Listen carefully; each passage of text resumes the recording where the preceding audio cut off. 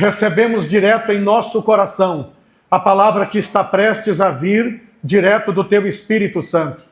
E quero pedir ao Senhor que durante esse tempo da ministração, durante o tempo que a palavra ecoa em nossos corações, durante o tempo que a palavra desce, ó meu Deus, que os espíritos do mal, os inimigos, aqueles que se inflamaram contra nós, aqueles que se levantaram contra esta reunião, contra tudo o que está acontecendo aqui, ó Pai, eles sejam amarrados, impedidos, sejam emboscados pelos anjos, homens de fogo que descem da glória para repreendê-los, ó meu Deus, e não permiti-los que chegue nesse lugar. Meu Deus, que roube a Tua palavra desses corações. Pai querido, o Teu povo está aqui esta noite, com exclusividade para receber do Senhor aquilo que não receberam do mundo, não receberam de pessoas, mas creem que pelo Senhor, pela palavra vinda do céu, a glória manifestada a nós, através do Teu Espírito Santo,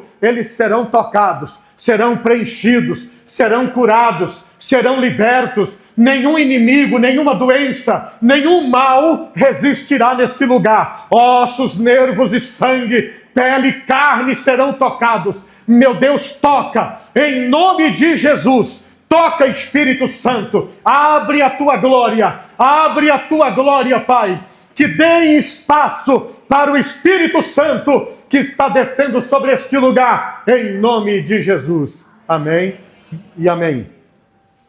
Dê uma salva de palmas para Jesus. Glória a Deus. Eu tenho um problema com coisa torta, irmãos. Abra sua Bíblia. Eu sempre quero pedir para alguém dar uma ajeitadinha aqui para mim, né? Abra sua Bíblia no livro de Ageu. Ageu, capítulo de número 2. E o versículo de número 1. Eu gostaria que o fundo musical fosse um pouquinho mais baixo, né? Para que ele não acompanhe o som da minha voz, que ele apenas faça uma cama para a mensagem. Livro de Ageu, capítulo 2, versículo 1. Ageu 2, 1, para a glória do Senhor. Quem achou, diga amém. Amém. Quem achou, diga glória a Deus. Eu vou ler a palavra do Senhor e você presta bastante atenção naquilo que será lido essa noite. Essa palavra, a partir de agora, ela vai se tornar o alimento mais poderoso da sua vida. E se você se apegar a essa palavra e dar a ela o que realmente ela merece, você vai ser atingido e tocado pelo Senhor. Uma coisa é você ouvir uma palavra bonita, bem esmerilada, uma palavra praticamente que ela é dita como se fosse exposta por um poeta. Essa palavra não tem poder nenhum sobre a sua vida. Você a ouviu, vai embora e ela é esquecida. Mas a palavra que mexe com você, a palavra que toca nas suas estruturas, a palavra que leva você ao arrependimento, a palavra que descobre o mal escondido, segregado, aquele mal que ninguém o vê a olho nu, mas que a palavra o queima, ilumina, traz farol sobre ele, não permite que ele permaneça escondido. Essa palavra é a palavra que Cristo defendeu lá na cruz do Calvário. Amém? Todos acharam?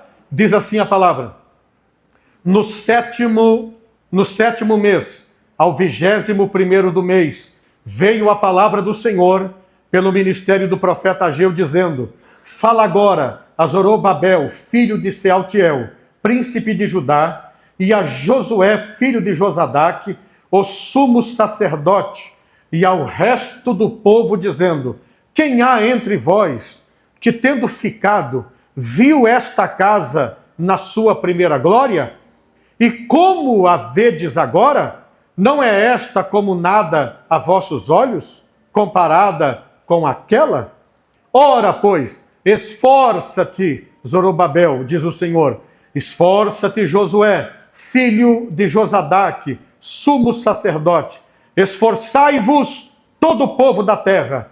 E diz aleluia, diz o Senhor, e trabalhai, porque eu sou convosco, diz o Senhor dos Exércitos. Amém? Amém. Quem leu a palavra comigo? Amém. Eu gostaria de voltar no capítulo 2, versículo 1. Eu sou preocupado com a palavra quando ela é liberada do céu. Porque se você não a pegar, você vai continuar trilhando o mesmo caminho que você estava antes. A palavra é um aconselhamento.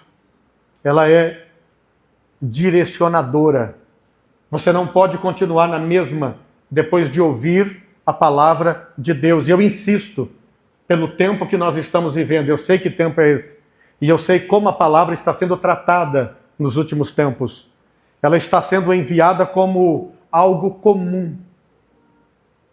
E as pessoas estão a recebendo na categoria de comum. Você pode parar, viu, fundo? Tá bom? Mas o Senhor, Ele nos dá uma direção aqui diferente da palavra.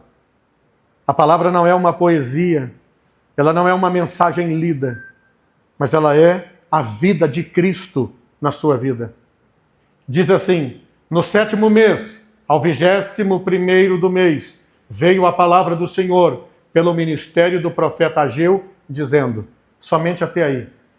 Você viu que a palavra, ela veio. Significa que ela não nasceu no coração do profeta. Significa que ele não ficou debruçado numa escrivaninha, criando um sermão para enviar para Israel, para que eles tivessem uma nova direção da parte de Deus para aquele tempo. Eu estou falando de um tempo que Deus visitou o rei na Babilônia para liberar 50.000 judeus que estava escravizado.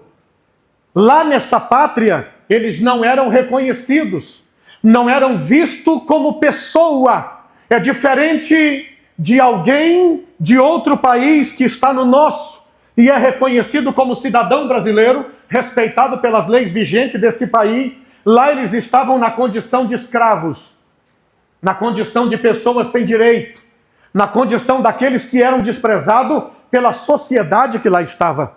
O dialeto, a forma de falar, o seu idioma não era bem-vindo naquele país. Eles deveriam se comunicar na sua própria língua, escondido. Não era bem-vindo a forma que eles diziam. Não era bem-vindo a forma como eles comiam ou viviam. Eles não tinham direito. E de repente Deus visita Ciro e o Senhor o faz migrar esse judeu de volta para Jerusalém. Agora imagina você, 50.000 pessoas que saiu de um país estrangeiro sob a vigência de 2 homens que Deus separara. Do contrário, não se podia sair daquele lugar se não houvesse esses 2 vasos de Deus que eram dirigidos pelo Espírito Santo. Você já imaginou se hoje quem está no poder do Brasil orasse a Deus para assinar um papel a favor do povo? E quem que Deus levanta? Zorobabel. O Senhor o levanta como governador. Mas depois de levantar o político da vez, Deus levanta o sumo sacerdote, que eram as pessoas mais importantes. Um vai direcionar o país sob leis. O outro, o país vai ser direcionado espiritualmente. E quando isso acontece, esse povo que sai da Babilônia, não para tentar a sorte no seu próprio país, mas para reconhecer o que eles haviam perdido antes, Deus arremete essa situação lá no tempo de Salomão, quando o templo foi construído de uma maneira diferente daquela que eles construiriam agora. No tempo de Salomão, o que Deus manda reunir para o templo? Pedra preciosa. Deus manda reunir ouro em abundância, prata e todo tipo de coisa bela e caríssima, e todo tipo de coisa que desse brilho. Deus manda reunir para aquele templo, para que eles construíssem o primeiro templo de Salomão. Há quem arrisca dizer que aquele templo ficou de pé por 410 anos, mas isso não se confere à Bíblia que nós conhecemos. E quando isso acontece, e Deus ele cria esse templo esplendoroso, que eu não disse o nome da mensagem para você. Diga para o seu irmão, diga assim: nada ao brilho. Assim não, irmão. Assim eu fico triste. Olha para o seu irmão, quem jantou aí? Diga para o seu irmão, nada ao brilho. Mas tudo a glória. Você imagina que Deus ele fez aquele templo para quê? Ele fez aquele templo para que uma nação escolhida, uma nação que Deus escolheu entre as demais, pudessem glorificar o nome do Senhor. Entrando pelo templo, olhando para as paredes estucadas de ouro, de pedra preciosa, pudessem olhar para o altar e ver lâminas de ouro polida que ofuscava os olhos daqueles que lá estavam. Tudo isso Deus criou como mérito para a nação, para que eles pudessem olhar e dizer como Deus é maravilhoso, nos deu um templo glorioso para recebermos a glória dele. Mas aquele templo não impediu Israel de voltar para a Babilônia. Você sabe por quê? Eles viraram. Deus ele provou aquela nação como nos prova no dia de hoje. Eles não olharam para aquilo que era importante. Eles não olharam para aquilo que era sagrado, para aquilo que vinha de Deus, aquilo que emanava do céu, que vinha da glória do Senhor, aquilo que importava, que era a causa de tudo aquilo, que era a causa deles estarem ali. Não era a glória do Senhor, mas era o brilho. O povo, eles olhavam para aquele templo com orgulho. E Deus caiu no esquecimento. Não era o Senhor, não era o nome de Deus que era glorificado, mas o nome de Salomão, o criador do templo. Mas ele não disse que quem dera a ele a visão era o próprio Deus. Eles estão com o templo mais belíssimo da terra, mas foram parar na Babilônia. Deixa eu falar uma coisa para você. Nós, às vezes, excluímos Deus das nossas vidas e não percebemos esse excluir. Colocamos coisas e objeto no lugar de Deus. Israel saiu de onde? Do Egito. Quem eram eles? Escravos. Peregrinaram pelo deserto. Eles tinham uma história ardente para nunca errarem contra Deus. Eles tinham uma história terrível para se lembrar que Deus era glorioso na vida deles. Eu não conheço você que entrou aqui hoje. Não conheço a sua história. Mas uma coisa você deve lembrar. A minha história deve estar diante de mim todos os dias, para mim saber quem me tirou dela, quem me resgatou desse buraco, quem me tirou do abismo, quem me tirou do deserto escaldante da morte, para me colocar num lugar de refrigério hoje.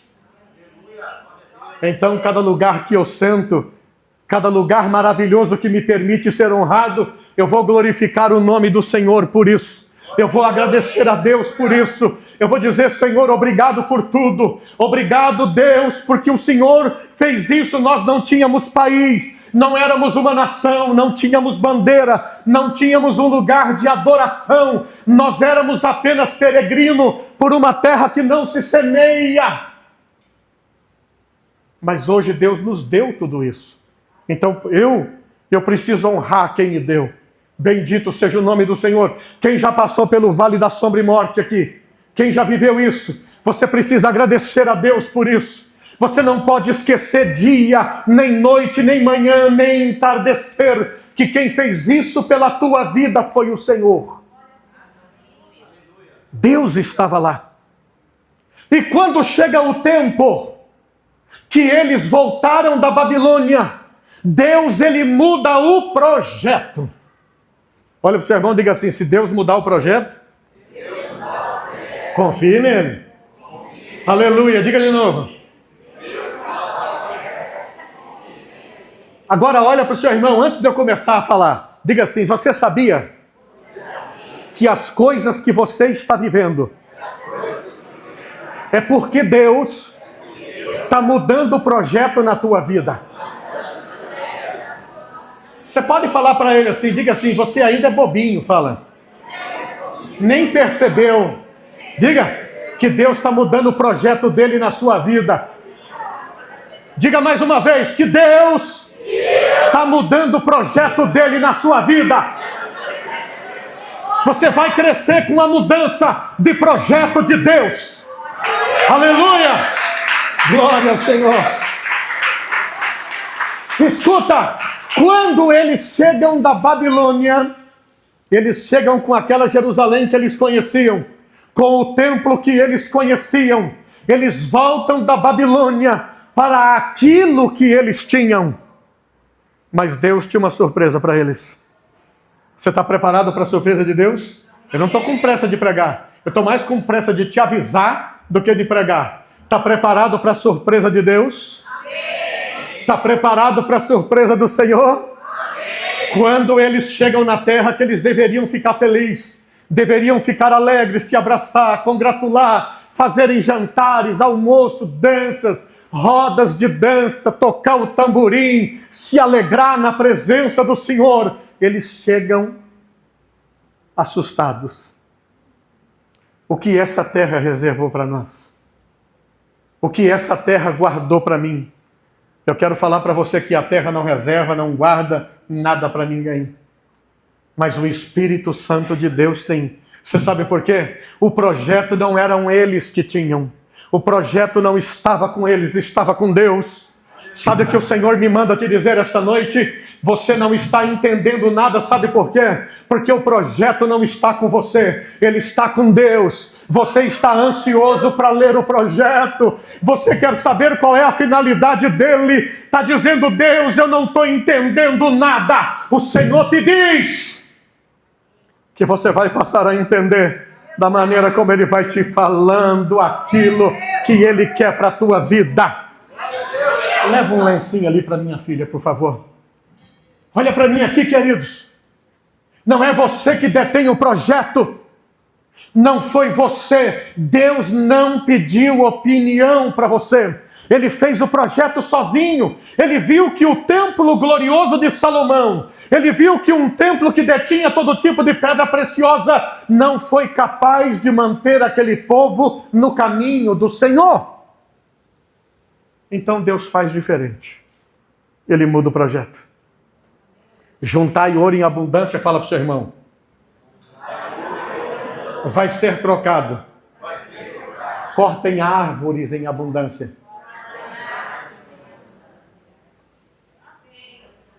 Meu Deus do céu. Olha para o seu irmão. Você vai ser pentecostal, irmão, de qualquer jeito.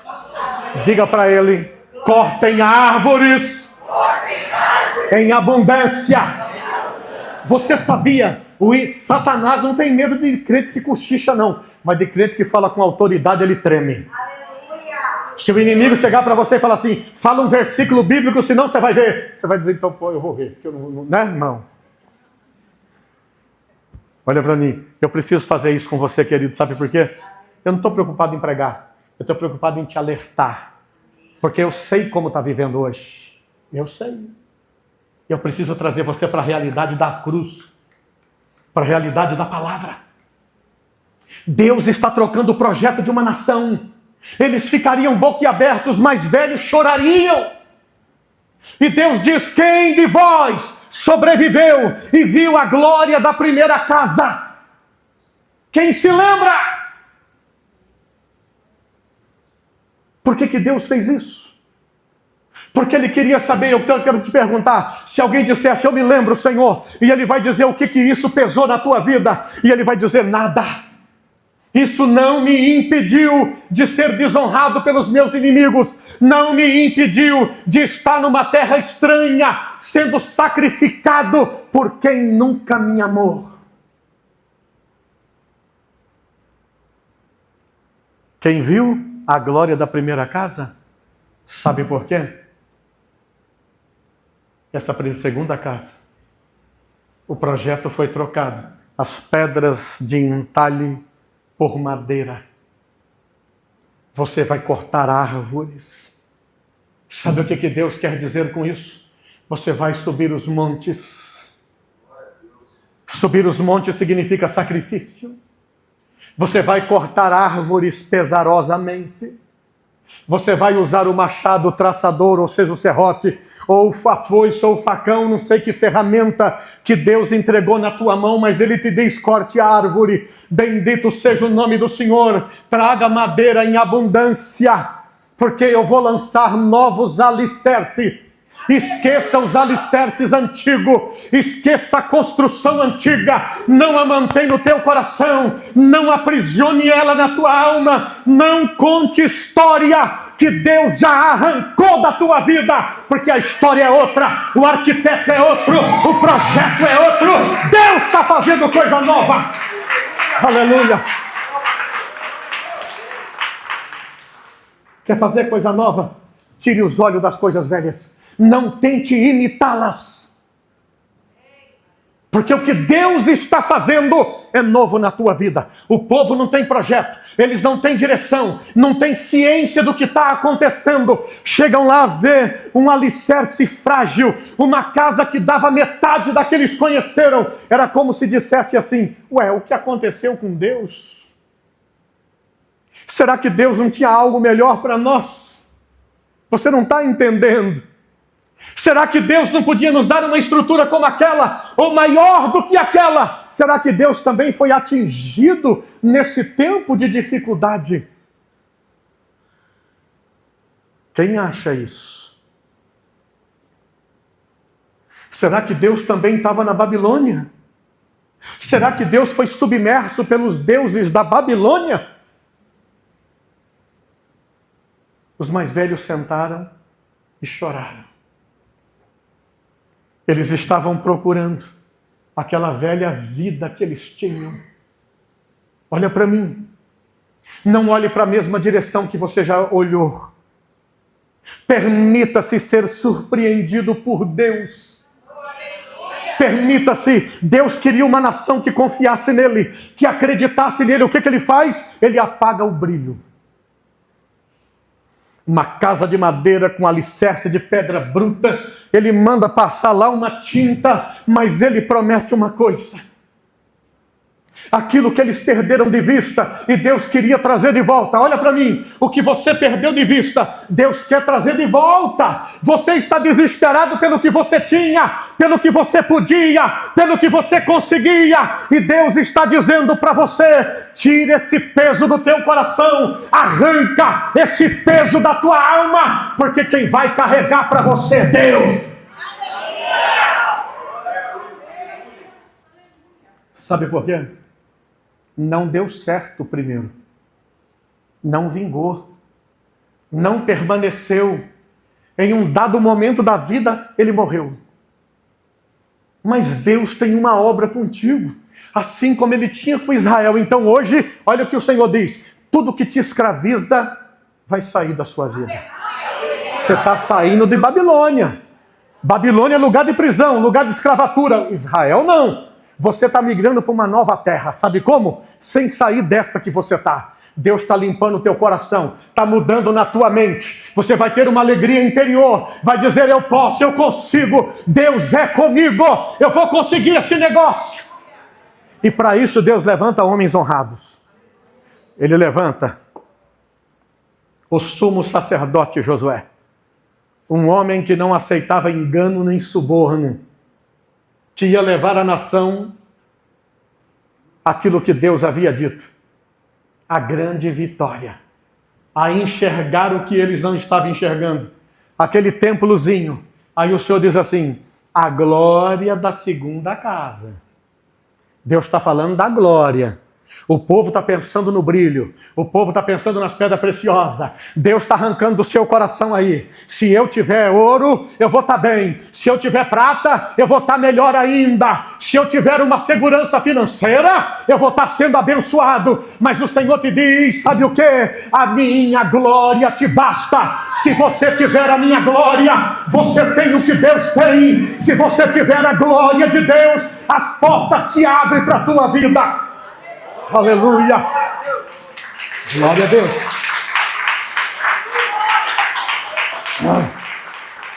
Sabe por que Deus está falando isso essa noite? E você é privilegiado. A velha igreja está atrás daquilo que ela pode pôr no bolso, daquilo que ela pode comprar. A velha igreja quer fazer votos a Deus para comprar fazenda, adquirir barcos, adquirir mansões. Mas a nova igreja, ela visa uma coisa maior do que tudo isso. E você precisa abrir o seu coração para o Senhor. Senão você não vai conseguir. Olha o que Deus fala. O 7º mês, 20º do primeiro mês, veio a palavra do Senhor ao ministério de Ageu, dizendo: fala agora. É agora. Diga para o seu irmão, é agora. Fala agora, Zorobabel. Olha para mim. Deus não falou para o inimigo: libera meu povo. Deus não precisa fazer isso. Tira as correntes deles. Tiram eles das senzalas. Corta a corrente do pé deles. Tira o algema, o aguilhão da mão deles. Deus não precisa falar com o inimigo. Deus fala com você que é filho, fala com você que é filha. Deus fala com você, o negócio de Deus é com a tua vida. Fala agora, Zorobabel, você vai sair desse lugar, você vai migrar 50 mil judeus de volta para Jerusalém. Talvez ele perguntasse: Deus, como que eu vou fazer isso? E Deus fala: apenas caminhe, deixa o resto comigo. A saúde deles é comigo, os negócios deles é comigo, a chegada deles é comigo, a vitória deles é comigo. Deus está mostrando o que importa para ele. Não é o que você veste, não é o que você calça, não é o que você usa como penduricalhos. Ah, Cristina, presta uma árvore de Natal.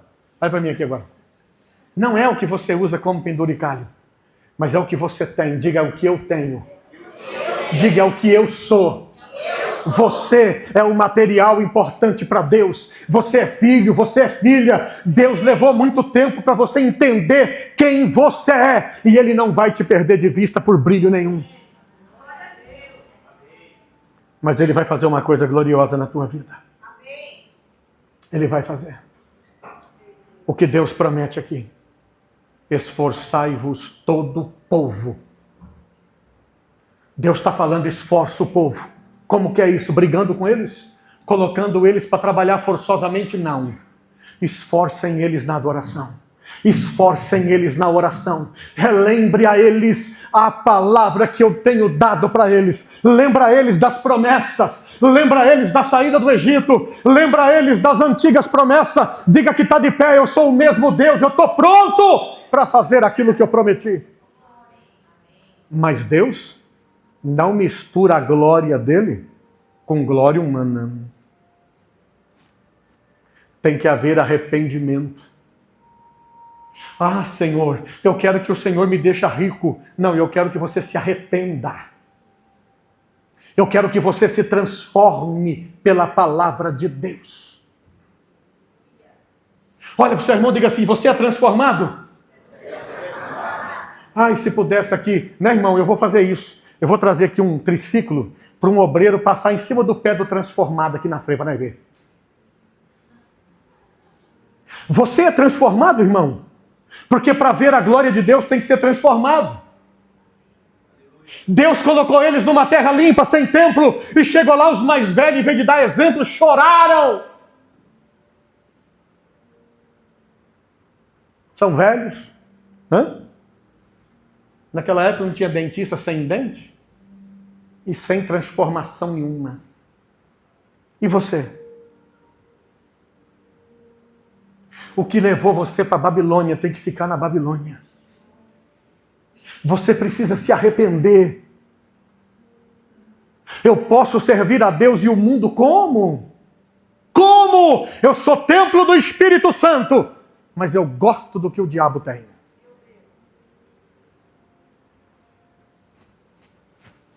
O templo de Salomão, com toda a sua riqueza, com todo o seu esplendor, com toda a sua glória humana, Deus o desceu para a terra.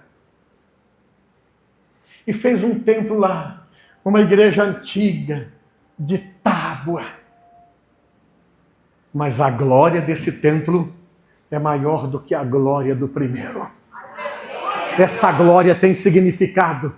Tem algo nesse templo que Deus se mantém ali. Bendito seja o nome do Senhor. A chama que te mantém vivo, você não pode parar de assoprá-la. Não pode, irmãos. A pessoa recebe uma bênção, não ora mais, não jejua mais, não vai mais à igreja, porque para ele está bom. Ele não entendeu que ele é pobre de espírito, é mendigo.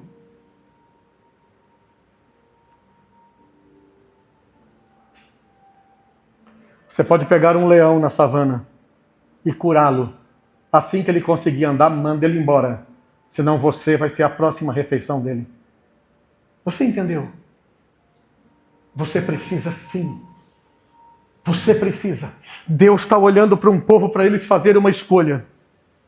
Esquece o templo de Salomão. Esquece o brilho daquele lugar. Vocês esqueceram da minha glória. Eu estou refazendo com você. E eu quero perguntar aqui essa noite. Quem sente aqui, eu quero verdades, porque senão não há arrependimento. Quem sente aqui que precisa, que carece